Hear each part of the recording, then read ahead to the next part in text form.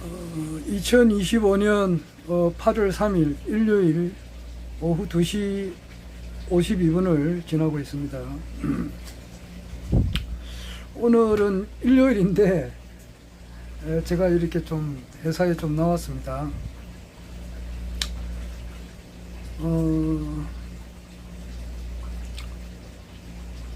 일기예보를 보니까 오늘 밤 한 11시부터 비가 온다 그래요. 그래가지고 내일도 이제 내일 모레 뭐 한 며칠 비가 많이 오는 것 같아요. 그래서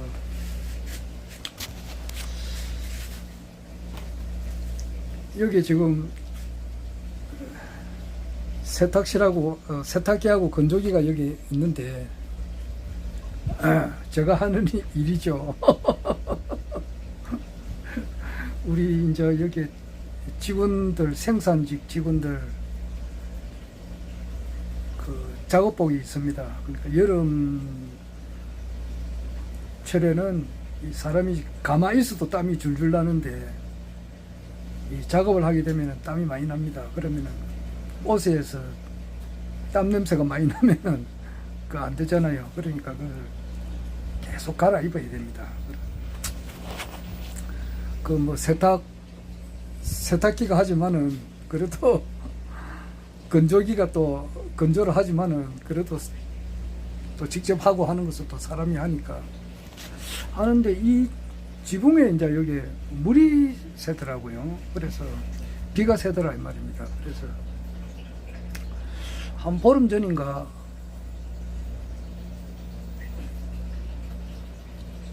그 전부터 약간 샜는데 한 보름 전에 오니까 아침에 이제 출근을 하니까 월요일 날 아침에 출근을 하니까 이 전원이 안 돌아더라고. 이 형광등이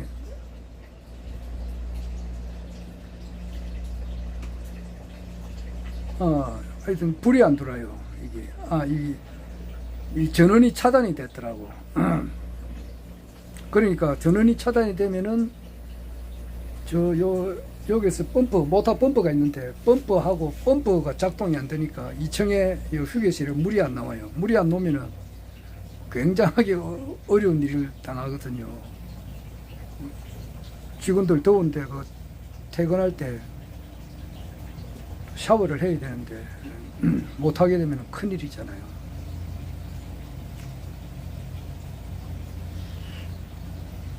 그래서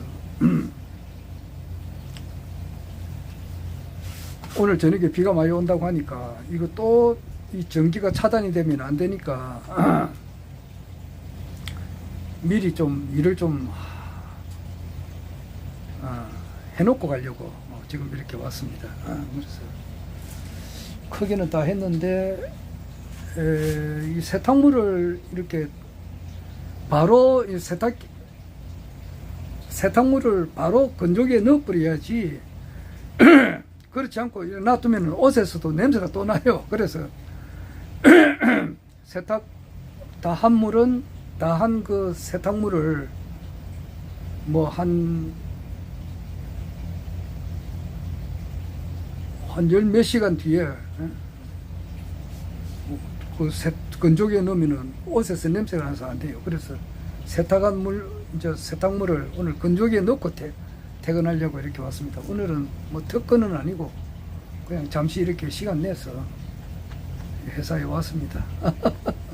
기록을 좀 남겨놓습니다.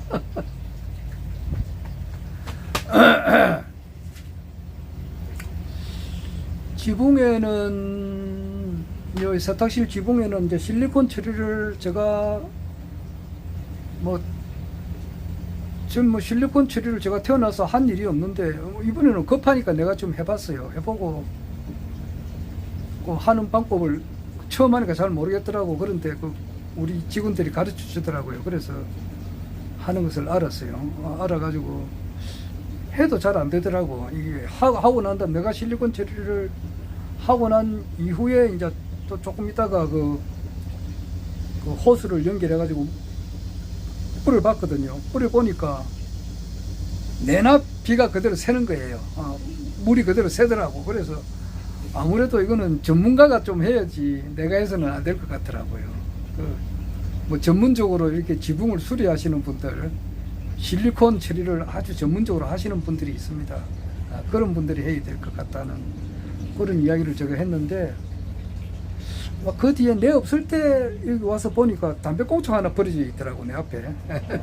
버려져 있고 실리콘 그 통이 하나 떨어져가 있더라고요. 그래서 이거 내 모르는 사이에 누군가가 지시를 받고 이 실리콘 처리를 했더라고요. 그래서 내가 이제 사다리를, 저 사다리 있잖아요. 사다리를 가지고 이제 그 지붕에 자세히 보니까 여기 이제 군데군데 이제 피스를 이렇게 박아가지고 고정을 시켜놨더라고요. 이 지붕을. 그런데 그 피스 그 부근에다가 실리콘 처리를 싹 다 해놨대요. 아마 거기서 실리콘 이제 피스를 못을 이렇게 박으면서 그 사이에 뭔가 오래되니까 물이 들어간 것 같지 않느냐, 그런 생각이 들더라고요. 그래서 거기서 실리콘 처리를 해놓은 걸 내가 봤는데, 보고 난 이후에 이제 궁금하잖아요. 그래서 한 이틀 있다가 바싹, 날씨가 요즘 굉장히 더웠으니까 또 호스를 연결해서 내가 물을 뿌려봤어요. 뿌려보니까 물이 안 새요. 안 새더라고. 그래서 이거 다 고치는갑다 싶었지만은, 또 어떻게 비가 또 많이 오면 또 어떻게 될지 모르니까 그렇게 내가 또 이렇게 물통을 이렇게 받쳐놨습니다. 이렇게 보면 물통을 물통을 요 위에 비가 새니까 물통을 이렇게 이제 받쳐놓고, 내일 아침 때 보면 알죠. 이제 이건 완전히 고쳤구나.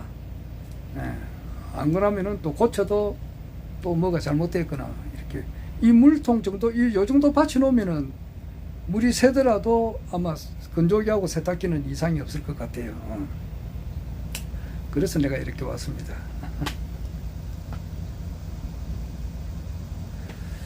사람이라고 하는 것은 그 허영영 신인님께서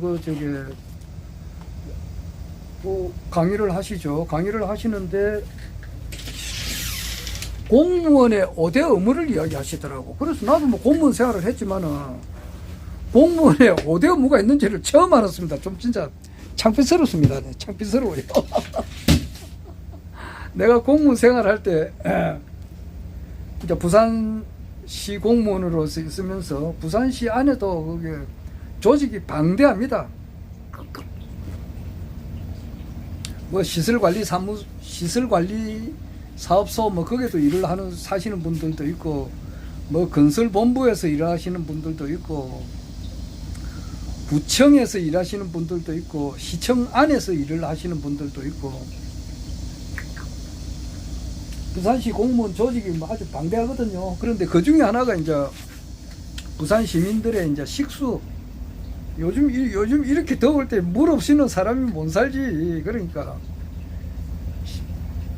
뭐 아무리 좋은 아파트, 어제 그 남천 서밋 아파트 그 모델하우스를 갔어요. 그 평당 5천만 원 넘어요. 그 부산에서는 부산 생기고 난 이래부터 가장 비싼 아파트예요. 남천 서밋 그 아파트, 그 남천동에 그 메가마트 자리에 그게 한 700 몇십 세대 그 짓는 아파트를 거기 한번 갔었는데, 그게 뭐 평당 5천만 원 넘어요. 뭐 서울에야 뭐 평당 1억 2억짜리도 있다 이러는데, 아직 부산은 평당 1억짜리는 없잖아. 없고 한데 부산에서는 평당 5천만 원 넘는 것은 처음이었다고.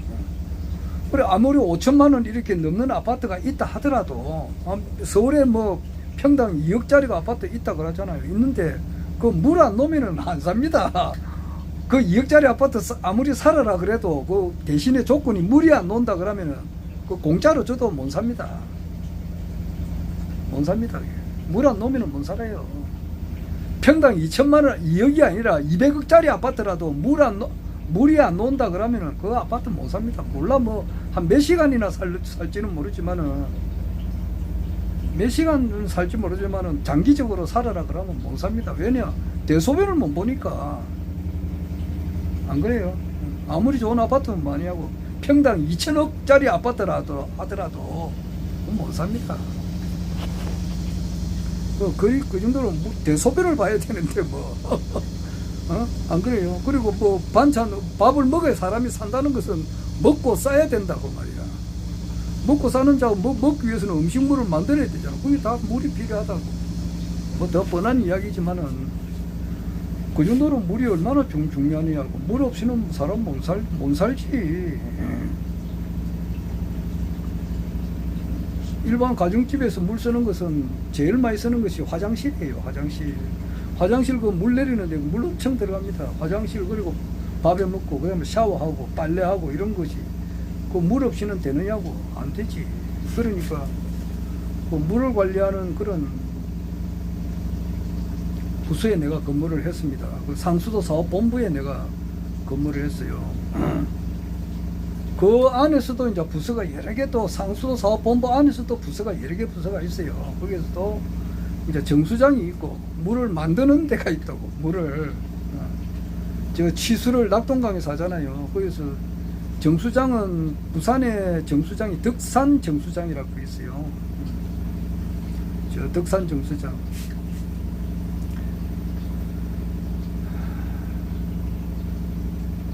거기가 김해로 들어가지 아마. 덕산 정수장이 있어요. 그리고 함영 정수장도 있고, 그게 제일 커요. 덕산 정수장, 함영 정수장 제일 크고, 나머지는 아주 영세한 그런 그 정수장이 또 있습니다만은, 하여튼 그 정수장에서 물을 만들어요. 물을 아무리 만들면 뭐 하냐고. 물이 집에까지 와야 되잖아요. 안 그래요? 물이 그 정수장에서 암만 좋은 물을 만들어도 그냥 물을 만들어서는 안 되는 거예요. 그냥 깨끗한 물, 마셔도 아무리 이상이 없는 물, 마시면 건강해지는 물, 그런 물을 만드는 거예요. 그래서 부산의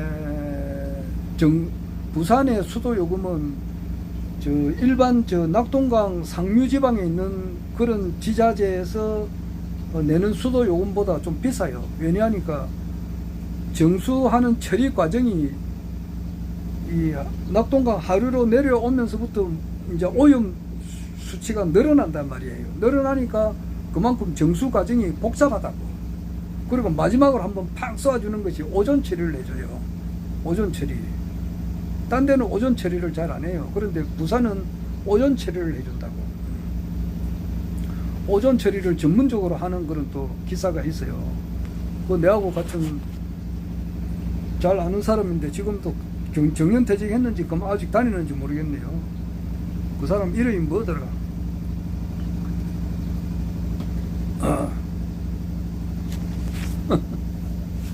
있어요. 오존 처리까지 해요. 그럼 물을 아무리 만들면 뭐하냐고.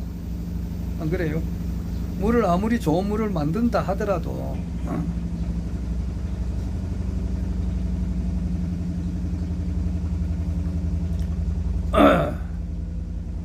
물을 집에까지 와야 되잖아요. 그거 하는데 또 그게 또 관련되는 부서 직원들이 있어요. 물을 잡아 당겨야 된다. 물을 밑에 이제 땅을 파고 땅 밑에다가 수도관을 묻어버려요.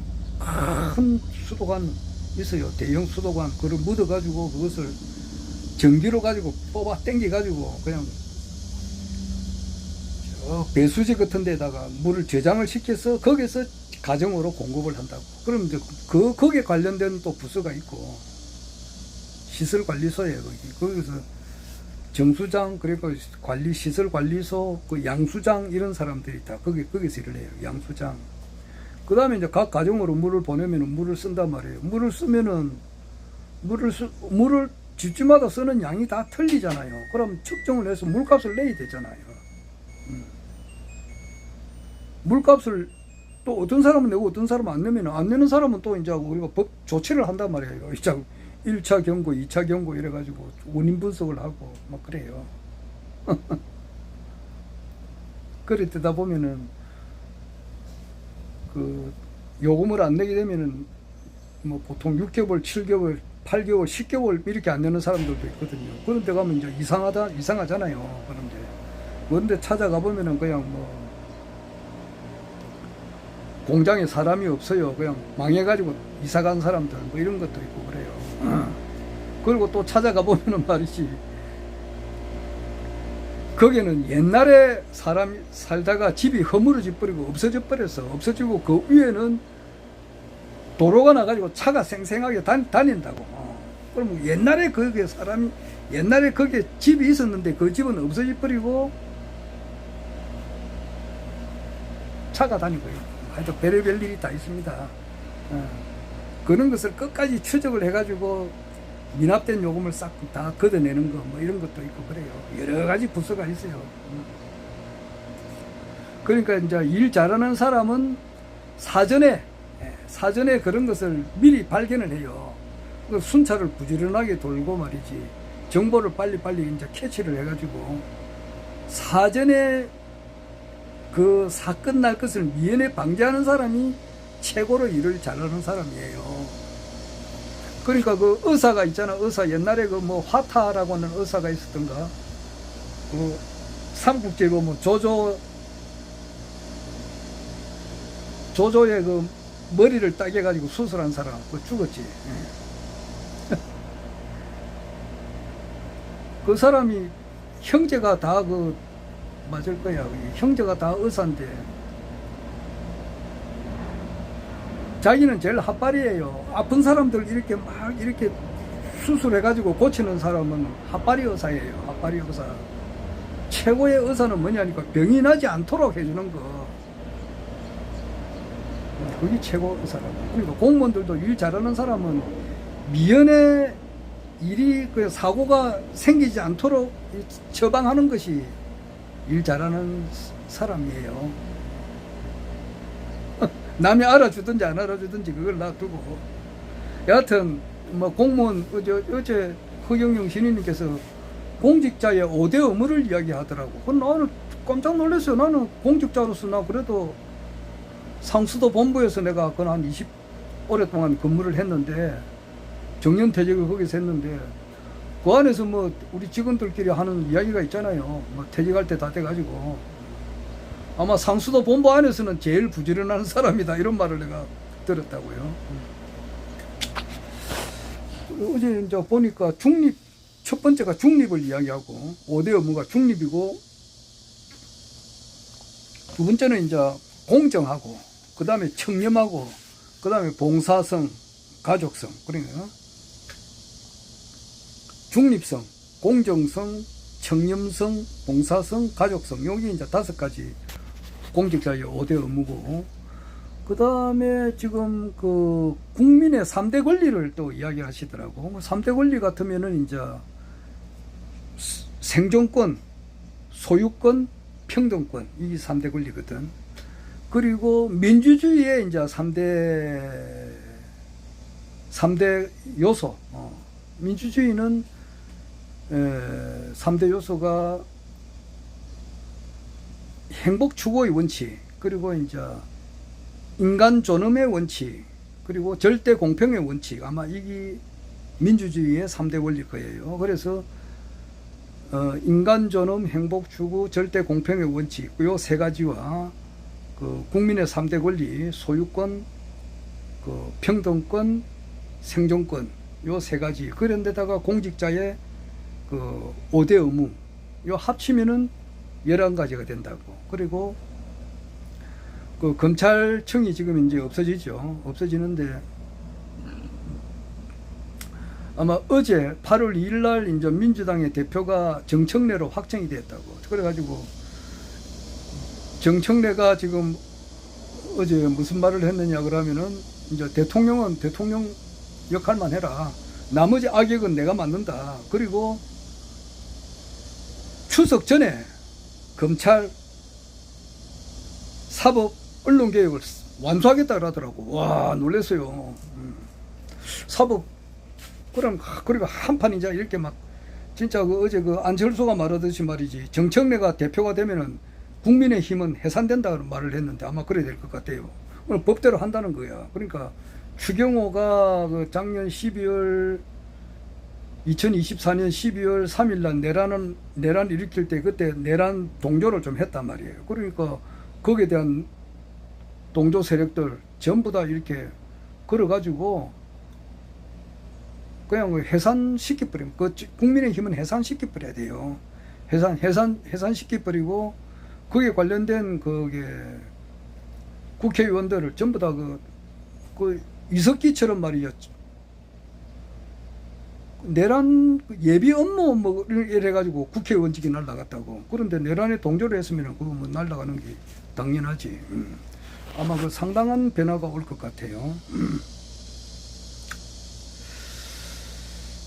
그래서 지금 검찰들이 일을 엄청 이렇게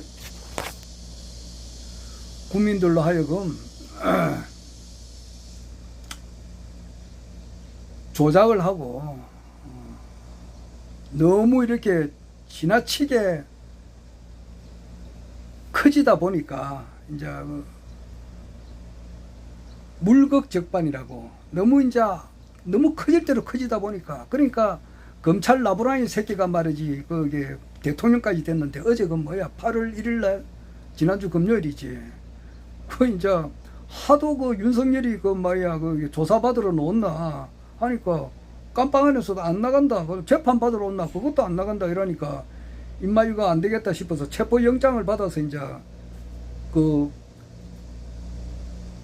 특검에 이제 데리러 가려고 이제 갔어요. 가니까 제수복을 입고 있다가 갑자기 제수복을 벗어버리고 빤스하고 난리고만 입고 있는 거야. 그런데 거기에 집행하러 간 그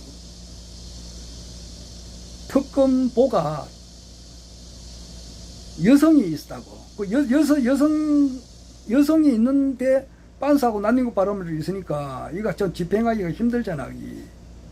2시간 동안 4번이나 이렇게 좋은 말로 했는가 봐요. 그 체포영장을 받아가 했는데 법을 집행하러 왔으니까 협조해달라는 식으로 하니까 그 옷을 벗고 있으니까 뭐 빨가벗고 있는 건 아니지만은 빤스 입고 난닝구만 입고 이렇게 있으니까 그 집행하기가 힘들잖아. 그래서 그냥 왔는데 차후에 올 때는 이제 물리적인 힘을 행사하겠다 이제 그렇게 뭐 경고하고 왔는데 아마 그것이 돼야지. 그게 안 되면은 법 집행이 안 되면은 그게 되는가 그게. 자기는 뭐냐고. 자기 뭐 아무것도 안 했잖아. 일반 피의자에 불과한 사람이 말이지. 그러니까 검찰이 너무 커지다 보니까 지금 현재 검찰청을 없애버리잖아요. 대신에 검찰청의 역할은 또 없앨 수는 없으니까 새로 바꿔가지고 공소청 그리고 이제 중수청 그리고 또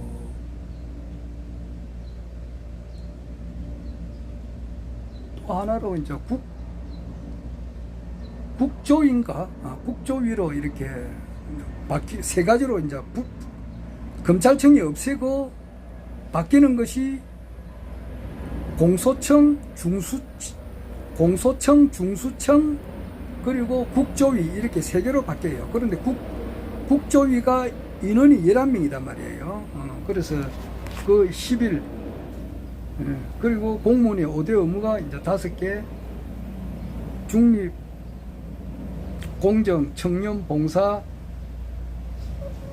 가족성 이 3가지 그리고 이제 민주주의의 3대 원리 절대 공평의 원칙, 행복 추구의 원칙, 인간 존엄의 원칙, 그리고 이제 소유권, 평등권, 생존권 이 3개 합치면은 11개가 된다. 그리고 허경영 신의님이 이제 11액이다. 막 그런 말씀을 어제 하셨어요. 며칠 전부터 이런 말 하셨지. 그리고 오늘 보니까 그 저기 허성정 도당위원장님이 이제 그 말씀을 하시는 거 보니까 이래 가다가는 이제 그 허경영 신의님의 시대가 이제 가깝다 이제 그런 이야기를 또 하시더라고요. 그리고 뭐 그러나 저러나 이 모든 걸 떠나가지고 지금 현재 이재명 대통령은 내가 볼 때 내가 이야기하지만은 그 모스탄이라고 하는 사람이 있어요. 그 이름이 모기약 비슷한데 모기약은 아니고 모스탄이야. 그 모스탄이라는 놈은 저기 송영길 대표 전 대표 표현대로 말하면은 파리채로 모기를 때려잡잖아. 잡듯이 파리채로 모스탄이라는 놈을 때려잡아야 된다 이런 말이에요. 맞는 말이라고 나는 생각하는데. 그러니까 그 이재명 대통령을 아주 무시하는 그런 발언을 많이 하는데 그렇게 하면 안 되죠. 이재명 대통령은 내가 볼 때는 2000년 만에 나온 그런 위대한 대통령이다. 나는 그렇게 봐요. 이승만, 박정희 대통령 못지않는 그런 위대한 대통령이다. 이렇게 봅니다. 전두환, 노태우, 그리고 김영삼, 김대중, 노무현, 문재인 대통령의 장점을 다 합친 것보다 훨씬 나은 그런 대통령이다. 나는 그런 생각을 해요. 대통령이 그래 되면 우리나라 국운이 올라가잖아요. 그래서 지금 그 국운 상승기에 그에 합당한 대통령이 나왔다. 그리고 이재명 대통령은 허경영 시대를 열어주는 하나의 이제 그 시다바리 역할을 하는 사람이다. 이렇게 봐요. 그리고 이재명 대통령은 2000년 만에 놓은 그런 위대한 대통령이지만은 영적 수준으로 보면은 파리 빈대 모개와 같다. 나 그렇게 이야기하잖아요. 사실이 그렇고, 그 영적인 수준 보면은 뭐 그렇게 못 알아보잖아. 허경영 신인님을 못 알아본단 말이에요. 그러니까 파리 빈대 모개와 같다. 그렇게 봐요. 그리고 지금 아메리카 세계사를 쓰신 그 박인수 선생님께서 아메리카 세계사를 썼는데 최근에 이제 아메리카 사도세자를 썼어요. 2분만 이야기해야 되는데 시간이 없어서 그렇습니다. 빨리 해야 됩니다. 그래서 일반 사람들한테 조지 워싱턴, 미국의 초대 대통령이 조지 워싱턴이잖아. 1789년 그 프랑스 혁명 일어날 때 그때 자기가 이제 미국 대통령직에 올랐단 말이에요. 그래서 그 뒤로부터 재선을 했으니까 8년간이니까 1797년까지 이제 있었고, 그 뒤에 존 애덤스라고 2대 대통령이 있고, 그 산인했습니다. 담임이고. 그 뒤에 이제 제퍼슨, 토마스 제퍼슨이 했는데, 토마스 제퍼슨이 1801년부터 1809년까지 했어요. 그래서 토마스 제퍼슨이 정조대왕이었다. 그리고 그 조지 워싱턴이 사도세자단 말이야. 영조대왕의 아들 사도세자였다. 이렇게 이야기하면은 전부 다 이거는 뭐 정신병자로 이렇게 안 보겠느냐고. 그런데 그렇게 말하기에는 그 박인수 선생님이 너무너무 공부를 많이 하신 분이라고. 그걸 알아야 된다고. 일반 아무것도 모르는 사람이 그런 말을 하면은 무슨 정신병자처럼 취급해가지고 말도 못하겠지만은 박인수 선생님하고 서로 대화를 해봐요. 자기가 내가 알고 있는 지식, 고대사, 한국사, 세계사, 기타 뭐 고인돌의 뭐 비밀이라든지 기타 우리나라 고대사 모든 것을 서로 대화를 해보라고. 일반 사람들은 그 앞에서 만분지일도 안 돼요. 그러니까 저렇게 위대한 사람이 저런 이야기를 할 때는 왜 저런 말을 하는가라고 알아보려고 노력을 해야 되잖아요. 내가 왜 허경영 국가혁명단 명예대표님을 신인님으로 하느냐. 그럼 나는 누구냐, 이야. 막 그 이야기는 여러 번 했고. 자, 시간이 없어서 그만하겠습니다. 잘못하면 벗어나지. 자, 또 다음에 하겠습니다. 허경영.